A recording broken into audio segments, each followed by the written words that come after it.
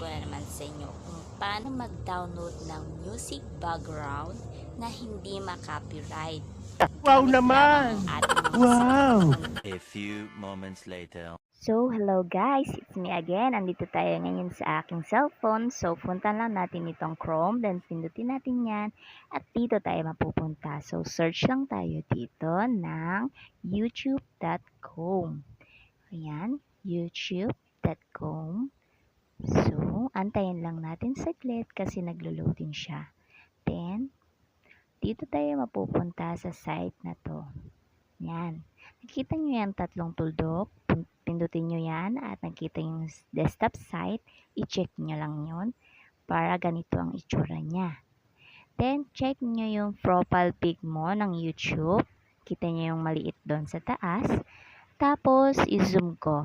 Nakikita nyo yung YouTube Studio. Pindutin nyo lang dyan. Then, mapupunta yun dito. Yan.